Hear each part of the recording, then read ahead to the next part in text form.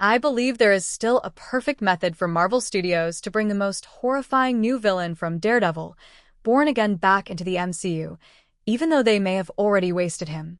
Considering that Daredevil, Born Again's creation process was fraught with issues and resulted in a significant creative revamp at the end of 2023 that fundamentally altered the series' course, I've relished watching it reach such a high level of popularity. Born Again was supposed to introduce a new, eerie adversary even before these revisions, but I was disappointed with his MCU premiere.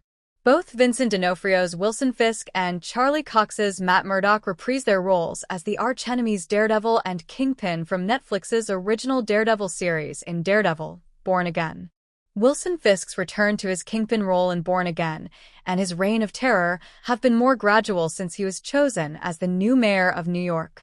More villains have filled the hole left by this, such as Bullseye, who returned from Daredevil Season 3 to murder Foggy Nelson, and Muse, the creative serial murderer, though Marvel made some significant and dubious modifications to the latter. Marvel Comics' portrayal of Muse, who was first introduced in 2016's Daredevil, Volume 5, Number 11, has a civilian identity and his objectives and origins are still unknown. Because of his inhuman talent, Muse was a scary foe for Daredevil, the Punisher, and Blind Spot on the streets of New York. Even Daredevil, with his enhanced senses, finds it extremely difficult to follow and see him because he is a sensory emptiness.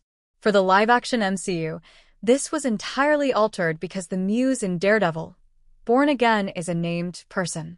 It was quite disappointing to me that the MCU did not preserve the mystery around Muse's identity and past.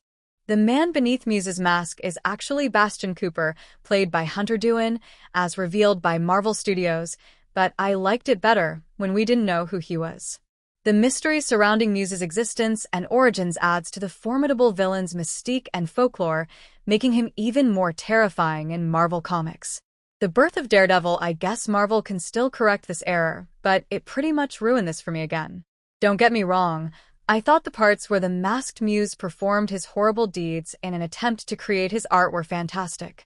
Innocent victims were kidnapped by Muse, who killed them in his underground hideaway before using their blood to create amazing murals that referenced various New York heroes and even villains, such as Kingpin. I truly wish Marvel Studios hadn't attempted to give Muse a past and civilian identity, though, because those were the instances where he wasn't wearing his eerie outfit that disappointed me. In Art for Art's Sake, the 7th episode of Daredevil, Born Again, Matt Murdock's new romantic interest, Dr. Heather Glenn, met with Bastion Cooper for therapy. He was able to share some of his biography, which I found to be quite boring, uninteresting, and underdeveloped, about how his controlling parents forced him to take Taekwondo training. The fact that Muse's identity is kept a secret adds a lot of his allure in Marvel Comics, but Daredevil, Born Again, stripped Muse of much of his greatness by giving him such a dull past.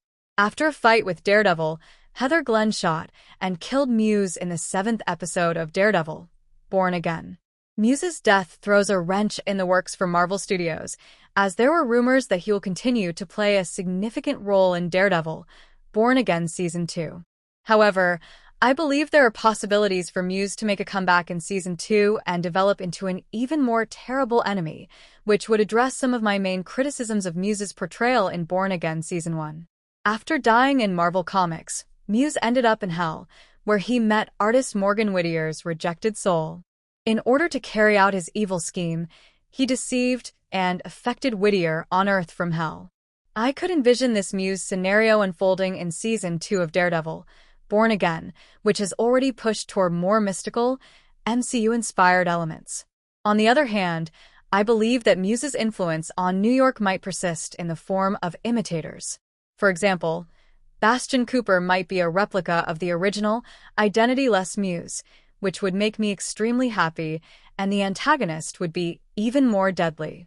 Remember to like, share, and subscribe to my channel for more videos.